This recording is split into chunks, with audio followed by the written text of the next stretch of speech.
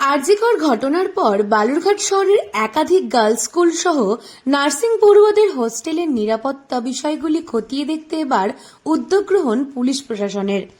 এদিন ডিএসপির নেতৃত্বে পুলিশ আধিকারিকরা বালুরঘাট হাসপাতাল চত্বরে থাকা নার্সিং কলেজে গিয়ে তাদের নিরাপত্তা ব্যবস্থা খতিয়ে দেখেন এবং কথা বলেন নার্সিং কলেজের সুপারের সঙ্গে।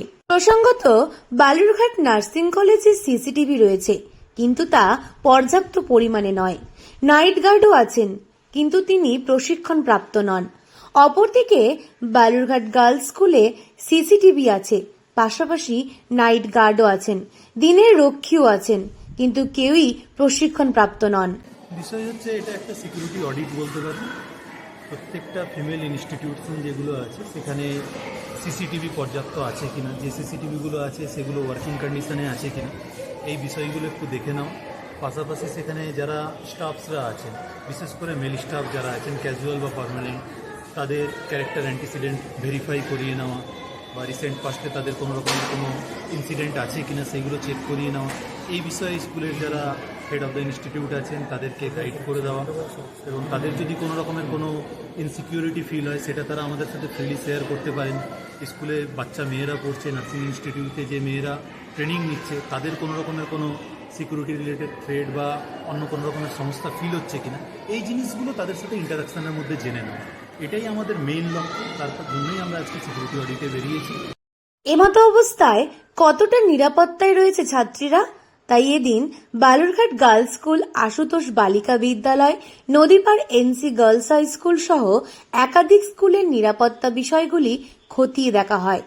এই দিন মূলত এই সমস্ত স্কুলগুলির নিরাপত্তা ব্যবস্থা কি ধরনের রয়েছে, কারা নিরাপত্তার দায়িত্বে রয়েছেন এবং ক্লোজ সার্কিট ক্যামেরা কতগুলো লাগানো রয়েছে, সেই সমস্ত বিষয়ে তথ্য সংগ্রহ করেন পুলিশ আধিকারিক। আমাদের এখানে প্রত্যেকটা স্কুলে, নার্সিং ট্রেনিং স্কুলগুলোতে নিরাপত্তা বিষয়ক যে ব্যবস্থাগুলো আছে অনেকদিন থেকে, তার মধ্যে একটা হলো সিকিউরিটি গেটে, একটা হলো ওয়ার্ডের জন্য সবসময়কার হস্টেলে থাকার জন্য, কিন্তু ইঞ্জিনিয়ারিং সমস্ত স্টুডেন্টরা তো ওয়ার্ডের পোস্টটা কিন্তু অনেকদিন থেকেই আমাদের এখন আমরা পাইনি। ইদানিং একটা কথা হয়েছে, পাওয়া যাবে কথা হয়েছে, আমরা টেন্ডার ইস্যু করেছি। তো সেই ওয়ার্ডেন পোস্টটা পেলে ওদেরকে ইনবিটুইন হোস্টেল দেখার ব্যবস্থাটা খানিকটা করা যাবে। আজকে ডিএসপি সিসিটিভির জন্য আমরা কমপ্লিট সিসিটিভি কভারেজের জন্য, এটা স্যারও বললেন যে পুরো বাউন্ডারি সিসিটিভি কভারেজের জন্য আমরা একটা প্ল্যান এস্টিমেটের জন্য পাঠিয়েছি আইটি সেক্টরে, দার্জিলিংয়ে, সেখানে পাঠিয়েছি আমরা, সেটা আসবে। তবে অধিকাংশ স্কুল সহ বালুরঘাট নার্সিং ট্রেনিং স্কুলেও নেই কোনো পর্যাপ্ত সিসিটিভি, যেখানে প্রায় 180 জন মহিলা নার্সিং ট্রেনিং করেন, সেখানে মাত্র 11টি সিসিটিভি রয়েছে। অভিযোগ, নার্সিং ট্রেনিং স্কুলের পাশে থাকা পরিত্যক্ত ঘরে চলে নেশার ঠেক, যেখান থেকে কুনজরে তাকানো হয় মহিলাদের দিকে।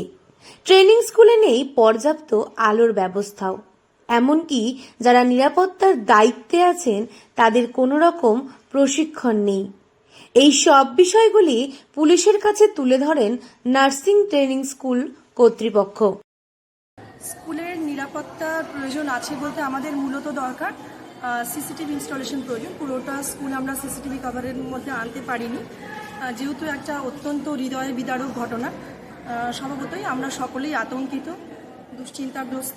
মেয়েদের নিরাপত্তা নিয়ে সত্যিই আমরা গার্জেন মহলেও খবর পাচ্ছি, তারাও ভীষণ আতঙ্কিত, জিজ্ঞেস করছেন মাঝে মধ্যে যে স্কুলে কী কী সিকিউরিটির ব্যাপার আছে এবং তিনি কীভাবে আরও জোরদার সিকিউরিটি আমরা করতে পারি সে বিষয়ে সুপরামর্শ দিয়েছেন।